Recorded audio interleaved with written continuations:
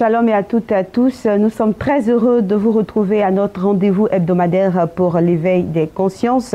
Pour ce numéro, poursuivons avec ce thème, ces supposées nouvelles découvertes sur la vie secrète de Christ à travers des livres cachés. Gros scandale. Pour en parler, retrouvons toujours le prophète Don Céleste Nabi, président, membre fondateur de la mission évangélique d'Isseva. Shalom, serviteur de Dieu. Shalom, Madame Wali. Avec moi, Joël Azoussé, pour mener cet entretien. Shalom, Joël. Shalom, Martine Wali. Faut-il avoir le Saint-Esprit, le discernement pour savoir toutes ces choses? Et là, c'est de grands déballages que plus d'une personne ne vont pas apprécier, justement. Mais, monsieur Azoussé, je suis un apologète exégète. Je suis dans l'obligation d'ouvrir l'intelligence de ceux qui veulent être intelligents. J'en endosse la pleine responsabilité avec l'équipe qui fait ce travail avec moi. Il faut que nous présentons Christ. Mais j'ai aussi des confidences à vous faire. Ce n'est pas le grand déballage. Il y a d'autres aspects qui arrivent. Vous savez, nous sommes venus dire à tout le corps de Christ de faire très attention à toutes ces personnes qui sont incapables de prononcer le nom de Jésus-Christ lors de leurs interventions. Suivez-les bien. Ils peuvent facilement faire 30 minutes de logorée sans faire mention de Christ. Ce n'est au passage. Suivez-les très bien. Ils ne vous parleront jamais du sacrifice de notre Seigneur Jésus-Christ. Suivez-les attentivement. Ils sont incapables de prêcher contre le péché. Ils sont incapables de prêcher le retour de Jésus-Christ, du sacrifice de Christ. Ils ne peuvent pas, parce que non seulement ils ne croient pas en cela, mais leur maître leur défend formellement. Que prêchent-ils donc? Ils prêchent la doctrine de leur maître. Ils prêchent les choses de la terre, dont l'évangile de la prospérité. Les évangiles du New Age, c'est des tombeaux blanchis. Lorsque tu rentres en contact avec eux, tu meurs spirituellement. Tu es dépouillé spirituellement et même matériellement. La seconde autorité sous laquelle se vit la foi chrétienne, c'est le Saint-Esprit. Les Écritures disent que lorsque l'Esprit de Dieu viendra, il nous convaincra de péché, de justice et de jugement. Est-ce que nous voyons ce travail actuellement dans nos églises? Est-ce que nous voyons l'œuvre de conviction du péché du Saint-Esprit dans la vie de nos fidèles chrétiens? Est-ce qu'on le voit à travers nos prédications, nos enseignements, nos séminaires, nos églises et nos hommes de Dieu actuels? Est-ce qu'ils permettent au Saint-Esprit de convaincre le cœur des âmes de péché, de justice et de jugement? Est-ce qu'ils marchent eux-mêmes par le Saint-Esprit? Est-ce que nos chrétiens actuels marchent par le Saint-Esprit? S'ils marchaient par le Saint-Esprit, on aurait vu le fruit du Saint-Esprit à travers leur vie. Et l'Église ne présenterait pas un tel visage. La troisième autorité sous laquelle se vit la foi chrétienne, c'est l'autorité des saintes écritures bibliques. Vous savez, la parole de Dieu, c'est notre boussole, c'est notre baromètre, c'est notre repère, c'est notre constitution suprême. Toute église qui ne prêche pas la saine doctrine ou qui écarte la parole de Dieu est une secte pernicieuse. Toute église qui n'allie pas orthodoxie doctrinale et orthopraxie, c'est-à-dire comportement biblique, cette église est également une secte pernicieuse. Et la dernière autorité sous laquelle se vit la foi chrétienne, c'est l'autorité de l'Église. L'Église, comme je l'ai toujours dit, c'est un instrument divinement constitué par Dieu pour l'expansion de son royaume, à travers le salut des âmes et le soin des saints. Et quand je parle d'Église, je parle de l'Église aussi bien dans son expression universelle, l'Église avec grand E, que dans son expression locale, donc les dénominations. Je suis à vous. Alors, c'est une observation. Souvent, dans des prédications, on entend très souvent Dieu, Dieu, Dieu, sans toutefois entendre Jésus-Christ. Qu'en dites-vous? Quand vous voyez de telles choses, c'est que la personne en question n'a pas Jésus-Christ. En réalité, c'est une autre divinité qu'elle adore.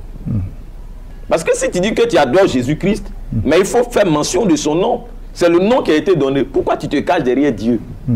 Mais le marabout parle de Dieu, le sorcier parle de Dieu, le mystique parle de Dieu, mais chacun sait dans son cœur de quel Dieu il parle. Nous, quand nous parlons de Dieu, nous parlons de Jésus-Christ de Nazareth, l'homme de Galilée. Celui qui a été crucifié, qui est mort et qui est ressuscité le troisième jour, qui est monté au ciel et qui est assis à la droite de sa majesté le Père. C'est de celui-là que nous parlons. Donc parlez-nous de Jésus-Christ. D'accord, homme de Dieu, donc Jésus-Christ, hein? C'est lui aujourd'hui. Ouais. C'est de lui aujourd'hui que nous parlons, tantôt Dieu, tantôt Fils de Dieu, tantôt homme, tantôt prophète. Qui est-il en réalité, vous, en tant que soteriologue, apologète et exégète? Qu'avez-vous à dire à ce propos? Merci, Mme Wali, pour votre question. C'est bien un autre très triste constat, c'est que beaucoup de chrétiens de notre ère ne savent plus qui est Jésus-Christ. Le passage même que nous théologiens appelons joyau christologique ou diamant théologique, c'est-à-dire Philippiens 2, versets 5 à 8, est de plus en plus contesté. Qu'est-ce que ce passage-là dit? Ce passage-là dit, ayez en vous les sentiments qui étaient en Jésus-Christ, existant en forme de Dieu,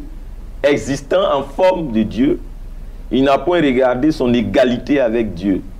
Il n'a point regardé son égalité avec Dieu comme une proie à arracher. Mais il s'est dépouillé lui-même en prenant une forme de serviteur, en devenant semblable aux hommes, et il a paru comme un vrai homme. Il s'est humilié lui-même, se rendant obéissant jusqu'à la mort, même jusqu'à la mort de la croix. C'est ce que nous appelons le joyau théologique, ou le diamant théologique, le joyau christologique. Vous voyez? C'est-à-dire que ce passage relate clairement que notre Seigneur Jésus-Christ est Dieu et qui s'est fait homme pour une mission spéciale. En se faisant homme, c'est ce que nous appelons l'incarnation. C'est vrai que Jésus-Christ s'est incarné pour être homme, mais Jésus-Christ n'a pas subi de réincarnation. Il y a une différence entre incarnation et résurrection. Notre Seigneur est ressuscité, il ne s'est pas réincarné. Ça, il faut lever cet équivoque. Ce passage-là démontre clairement qu'il est notre Seigneur Jésus-Christ. Alors, moi, je voudrais vous faire la remarque que beaucoup de chrétiens ne savent même pas qui est Jésus-Christ. Si vous leur demandez pourquoi ils vont à l'église, ils ne sauront pas vous répondre. Si vous leur demandez en lequel Jésus-Christ croit, ils seront incapables de vous dire en lequel Jésus-Christ croit. Si vous leur posez la question, mais pourquoi tu es chrétien, ils ne pourront pas vous répondre. Ah, donc il y a une confusion dans l'esprit des chrétiens. Et c'est toutes ces confusions-là qui nous amènent aujourd'hui sur ce plateau. Mais avant d'aller plus loin que ça, qu'il soit clair pour tous les téléspectateurs qui nous suivent que Jésus-Christ est 100% Dieu et 100% homme. Et je vais prendre le temps d'expliquer cela. Voilà, je suis à vous. Alors, puisque vous avez bien vous appuyer sur les passages bibliques, tout à l'heure vous avez cité Philippiens, il y a un autre texte qui nous intéresse dans le livre de Colossiens chapitre 1 verset 15. Il dit que Jésus-Christ est l'image de Dieu invisible, le premier-né de toute la création. Ce passage n'atteste-t-il pas que Jésus-Christ a été créé, puisque vous dites que Jésus-Christ 100% homme, 100% Dieu? Est-ce que ce passage n'atteste pas que Jésus-Christ a été créé? Et comment donc pourrait-il être Dieu? D'ailleurs, ce passage ne dit-il pas que Dieu, qu'il est Dieu, mais l'image du Dieu invisible. Voilà. C'est toutes ces choses-là. Il faudra que nous ayons un éclaircissement là-dessus. Merci. Bon, il y a une doctrine d'une secte pseudo-chrétienne qui dit que Jésus-Christ aurait été créé. Bon, moi, je vais me garder de faire mention des dénominations d'église. Non pas par peur, mais c'est pas là mon combat. Mon combat, c'est de présenter la vérité. On se comprend? Alors, vous venez de me citer un passage. Je vais lire attentivement ce passage-là. Jésus-Christ est l'image du Dieu invisible. Le premier-né de toute la création. Ok. Alors, on va aller pas à pas. Dans ce passage, il est dit qu'il est l'image et non pas une image. Donc il y a un article défini. Donc Jésus-Christ est la seule image du Dieu invisible. Il n'est pas une image, mais il est l'image, c'est-à-dire la seule image. C'est un article défini. Et ça, c'est du français. Malheureusement, ce n'est pas moi qui ai inventé le français. Et c'est ce que nous appelons l'exégèse. L'étude d'un texte dans son contexte. L'interprétation d'un texte dans son contexte. C'est-à-dire qu'il faut aller au fond des choses, plutôt que de surfer ou de surnager à la périphérie. Vous savez, il nous faut éviter cette culture de facilité doctrinale et de médiocrité scripturaire qui justifie la naissance de tant de sectes, le foisonnement de tant d'hérésies, ça et là. Amen. Ouais, c'est cette façon légère d'interpréter la Bible là qui a donné cette faune de faux pasteurs, parias et apostats dans la chrétienté. Vous savez, une véritable église, c'est une église qui est fondée sur Christ et sur la saine doctrine. Je ne vais pas fuir votre test. Alors, dans ce passage que vous venez de prendre, Madame Wali, le mot qui a été utilisé par image, c'est le mot grec eikon. Eikon, qui signifie ressemblance. De ce mot grec-là, on obtient l'équivalent français icône. Icône, une icône, qui désigne une image religieuse, selon l'Église orthodoxe. Il est utilisé également dans Matthieu 22, 20, pour désigner l'effigie de César sur une pièce de monnaie. Et dans Apocalypse 13, 14, il est utilisé pour désigner une image de l'Antéchrist. Donc Christ, il est l'image, il est l'effigie. On se comprend? Du Dieu invisible. Il est la manifestation visible du Dieu invisible. Quand on vous prend une photo, n'est-ce pas? Cette photo-là présente la personne que vous êtes.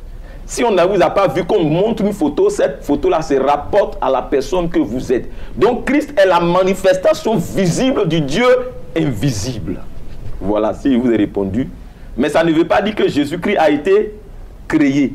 Et je vais m'atteler à expliquer pourquoi Christ n'a pas été créé. Je vous avoue. Je ne sais pas si vous avez déjà prévu cela, mais en parlant d'image, qu'en dites-vous aujourd'hui de l'image du Seigneur Jésus qu'on voit ça et là sur des posters? C'est une abomination.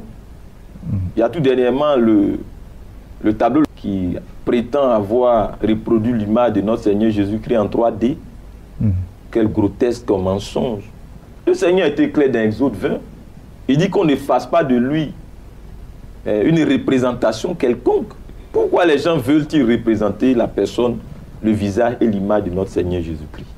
Monsieur Azoussi et Madame Wali, toute représentation de Jésus-Christ dans une église fait de cette église-là une secte pernicieuse. Si vous voyez une église dans laquelle on a représenté le visage de Jésus-Christ, cette église n'est pas une bonne église. Elle ne peut pas envoyer les gens au paradis. C'est une secte pernicieuse. Non, laissez-moi, ne soyez pas choqués, ne vous agitez pas. J'assume mes propos. D'accord, allez-y.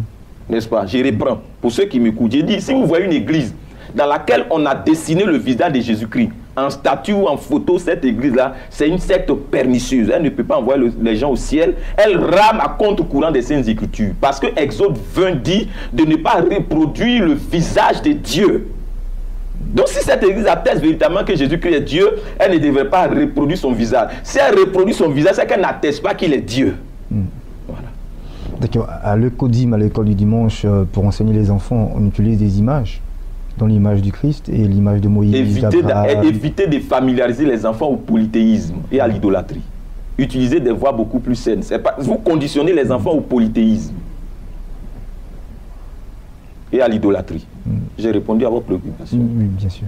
Alors, serviteur de Dieu, moi je voudrais revenir sur cette histoire d'image. Jésus-Christ est l'image du Dieu invisible. Vous dites que, vous nous avez donné tout à l'heure une explication, mais il y a un autre texte également dans le livre de Genèse qui nous dit que l'homme a été créé à l'image de Dieu. Donc, selon ce que vous venez de dire, si je comprends bien, l'homme aussi serait lui aussi icône, c'est cela? Une image de Dieu. Une image de Dieu, voilà. Donc, quelle est la nuance qu'on peut faire entre ces deux tests-là? Merci. Alors, Mme Wali, il est nécessaire de préciser que c'est vrai que tous les deux sont icônes. L'homme est icône de Dieu, n'est-ce pas? Christ aussi est icône de Dieu. Mais ce n'est pas les mêmes icônes. Pas les mêmes icônes. C'est quoi la nuance alors? Non, ne courez pas. Permettez-moi de souffler un peu. L'homme, Mme Wali, n'est pas l'icône parfaite de Dieu. Alors que Christ, lui, il est l'icône parfait de Dieu. L'homme était un icône de Dieu. Mais Christ, lui, il est l'icône de Dieu. Il est la représentation parfaite de Dieu. Tant dans sa constitution que dans sa présentation. Nuance. Les humains ont été créés à l'image de Dieu. En ce sens qu'ils ont une personnalité rationnelle. C'est-à-dire qu'ils ont une raison. Pourquoi? Parce qu'en effet, les êtres humains sont dotés d'intelligence et de volonté, grâce auxquelles ils peuvent réfléchir, ils peuvent penser, ils peuvent sentir, ils peuvent choisir, n'est-ce pas? Ça, c'est l'homme. Toutefois, nous les êtres humains, nous ne sommes pas l'image du Dieu moralement saint qu'il est. Parce que Dieu, il est comment? Il est saint. Il est saint par nature, il est saint par essence et il est saint par ses œuvres. Il est impossible à Dieu de pécher. On dit qu'il est impeccable ou infaillible. Alors que nous, les êtres humains, nous sommes pécheurs par essence et par nos œuvres. Donc, vous voyez la différence. D'où pour nous la nécessité de naître de nouveau. Mais Dieu, lui, il n'a pas besoin de naître de nouveau. Christ n'a pas besoin de naître de nouveau parce qu'il est l'icône parfait de Dieu. Dans son ADN, c'est la sainteté suprême. Dans sa constitution, on parlerait dans sa constitution génétique. Il est Dieu. Voilà. Donc, il est différent. Il y a une différence entre Christ et nous. Je ne sais pas si j'ai bien précisé. Je suis à vous. Vous avez parlé de la constitution génétique. Vous pouvez nous expliquer un peu cela? Vous voyez, Christ, dans son ADN, dans son matériel génétique, dans ses gènes-là, il est divin. Nous, on n'a pas ça. Nous, c'est par la nouvelle naissance que nous acquérons certains traits caractéristiques de la personne divine. Mais malgré cela, nous n'aurons jamais tous les attributs qui distinguent Dieu du reste de la création. À travers la nouvelle naissance, M. Azoussou, on ne devient pas omnipotent, nous les chrétiens. À travers la nouvelle naissance, on ne devient pas omniprésent, nous les chrétiens. Donc faites très attention aux pasteurs qui prétendent être partout à la fois au même moment en sortant de leur corps. C'est des sorciers. À travers la nouvelle naissance, on ne devient pas omniscient. On ne peut pas tout savoir à travers la nouvelle naissance. Si un pasteur prétend être omniscient à travers un quelconque niveau d'élévation spirituelle où il est arrivé, celui-là, c'est un imposteur, il ne vient pas des nôtres. Je vous ai répondu? Bien sûr. Alors, serviteur de Dieu, est-ce qu'il y aurait autre chose à ajouter sur les différences entre l'homme en tant qu'icône de Dieu et Christ, l'image parfaite de Dieu? Merci pour votre question. Alors, je voudrais préciser que nous ne sommes pas non plus créés à l'image de Dieu en essence. Car nous ne possédons pas ces attributs qu'on qualifie d'incommunicables. Dieu a des attributs incommunicables, tels l'omniscience, l'omnipotence, l'omniprésence et puis l'immutabilité ou l'immuabilité. Il ne change pas. Alors que l'homme change. Alors, nous les êtres humains, nous sommes d'essence humaine et non divine. Attention à tous ces évangiles qui disent que nous sommes des dieux par essence. Et dont certains profitent pour sortir de leur corps à travers ce qu'on appelle le voyage astral. Ça, ce n'est rien d'autre que de la sorcellerie. Alors, je peux continuer. Contrairement à l'homme, Jésus-Christ est l'image parfaite et absolument exacte de Dieu. Jésus-Christ n'est pas devenu Dieu, ni l'image de Dieu, lors de son incarnation. Mais il l'a été, il était, il est, et il sera éternellement Dieu. Hébreux 1 au verset 3 nous dit ceci. Christ est le reflet de la gloire de Dieu. C'est-à-dire que Christ reflète les attributs de Dieu, tout comme la lumière reflète le soleil, ou bien les rayons solaires. Dans ce même passage d'Hébreux, il est dit de Christ qu'il est l'empreinte de la personne divine. Christ est l'empreinte de la personne divine. Et le mot empreinte ici utilisé en grec, c'est caractère. Caractère. Donc, Jésus-Christ est l'image exacte de Dieu. Si tu as vu Christ, tu as vu Dieu. Il est la forme même de Dieu. C'est ce qu'il a dit dans Philippiens 2,6. C'est pourquoi il pouvait dire, celui qui m'a vu a vu le Père. Jean 14, verset 9. Donc, tous ceux qui doutent, pour savoir si Christ est Dieu ou pas, là, Jésus a été clair, la Bible est claire. Il dit, celui qui m'a vu a vu quoi? A vu le Père. En Christ, Madame Wali et mon frère, je suis téléspectateur, le Dieu invisible est devenu visible. Et nous avons contemplé sa gloire.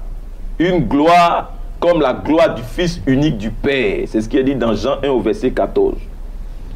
Et pour finir, en tant qu'icône de Dieu, Jésus-Christ est à la fois la représentation et la manifestation de Dieu. Il est la révélation totale, finale, complète et parfaite de Dieu. Il est Dieu fait chair. Si vous pensez que Christ est moins que ça, c'est un blasphème.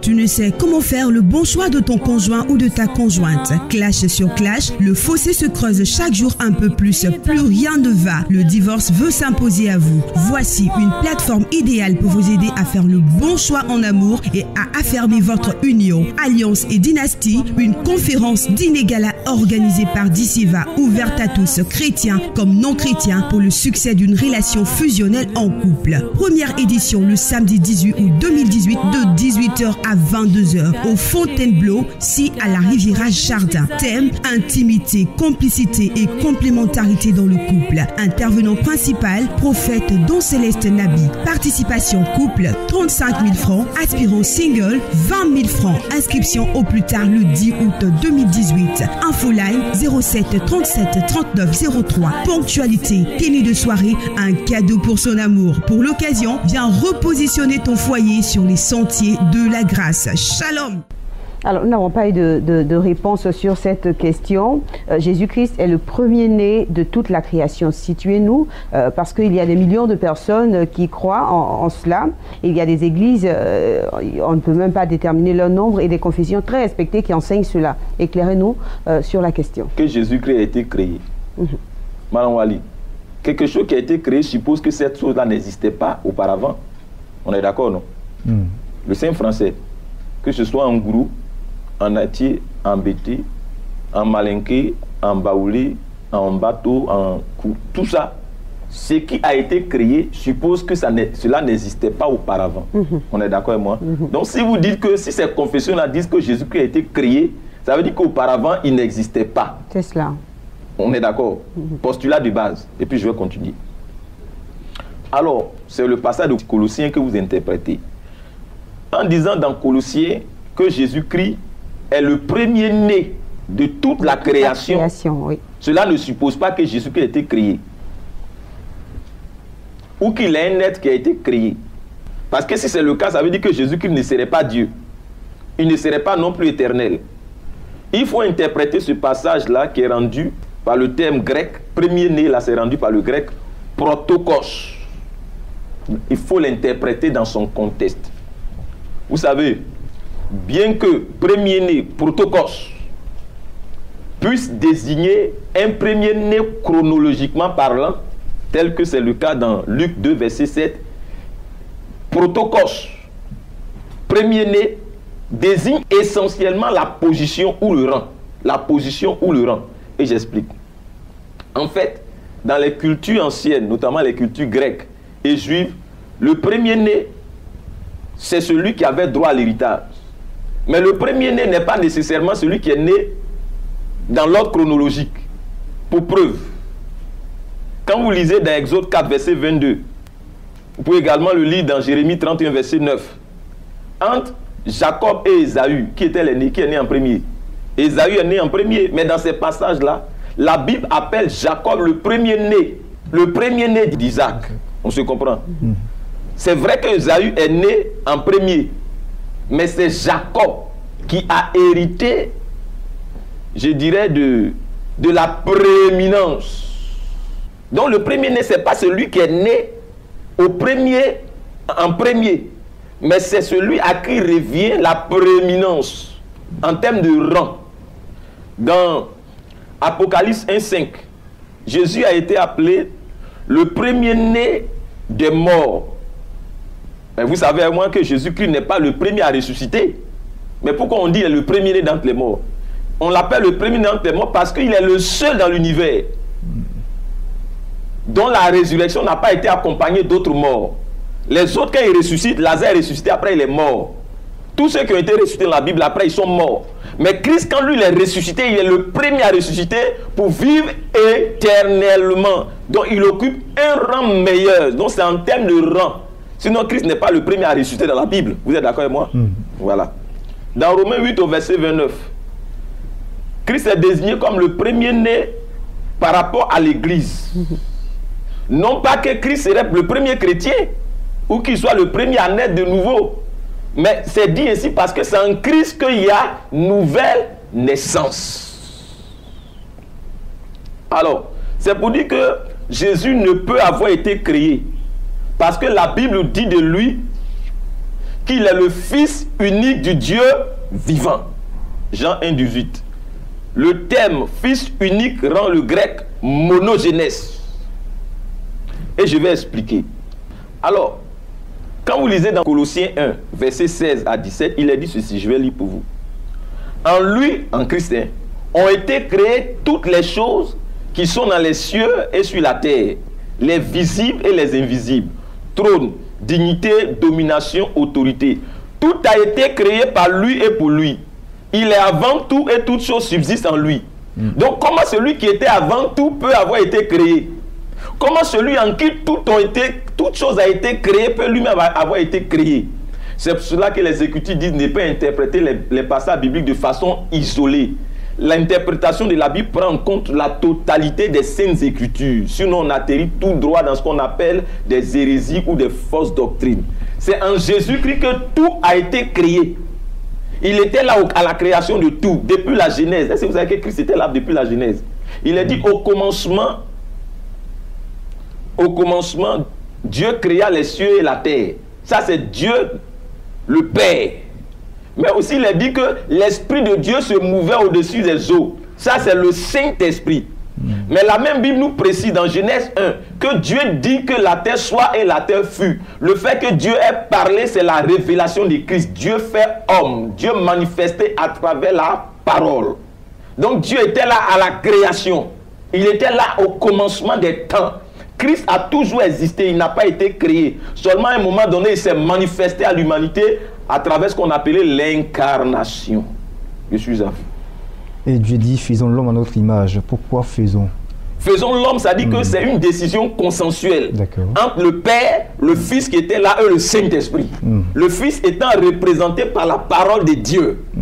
Donc ce n'est pas qu'il y avait plusieurs dieux, c'est un seul Dieu, mais trinitaire. Et je vais expliquer tout à l'heure ce que c'est que la Trinité. Une autre question, là je me fais le porte-parole de nos téléspectateurs qui ne sont pas forcément de la même confession religieuse que nous. Pourquoi Jésus-Christ, donc Dieu, aurait besoin d'un humain, donc d'une femme, pour venir sur terre? Mais parce qu'il fallait que Dieu respecte l'ordre créationnel. On se comprend? Il fallait que Dieu respecte l'ordre créationnel. Il respecte la façon dont il a organisé et créé les choses. Et puis la naissance de Jésus-Christ avait été prophétisée, ça avait été annoncé. Donc il fallait que tout ça soit respecté. Vous savez, dans les règles du sacrifice de Jésus-Christ, c'était homme pour homme. Et non pas animal pour homme. Parce qu'avant, on prenait les animaux pour remplacer les hommes. Mais est-ce que les péchés étaient pardonnés, effacés? Les péchés n'étaient pas effacés. Pour qu'il y ait pardon des péchés, il faut effusion de sang. Et les règles du sacrifice stipulent homme pour homme. Donc il fallait que Dieu prenne la forme d'un être humain, mais un être humain particulier, un être humain qui est innocent et sans péché. Parce que si Christ avait péché, en ce moment il n'aurait pas eu le pouvoir de nous justifier, puisque lui-même il est déjà coupable. Donc il fallait un être humain sans péché, conçu sans péché, ayant vécu sans péché, mort sans péché, ressuscité sans péché et monté au Père sans péché. En d'autres termes, Christ est le seul immaculé dans le cosmos, même pas Marie. Parce que Marie a hérité de la nature d'Adam. Mais Jésus-Christ, non. Les parents, papa et maman de Marie sont connus. Ils étaient des êtres humains. Mais le papa de Jésus-Christ est inconnu. C'est Dieu le Père. Dans le veine de Jésus-Christ coulait le sang du Dieu invisible. Le Tout-Puissant, le Pantocrator. Alors, tout à l'heure, vous avez eu à mentionner le fait que Christ soit 100% homme, 100% Dieu. Comment cela est-il possible? Est-ce qu'il n'y a pas confusion quelque part? Aucune confusion, madame. Vous savez, dans le texte que j'ai lu tout à l'heure, là, dans Philippiens 2, verset 6, il est dit, lequel existant en forme de Dieu. C'est un participe présent.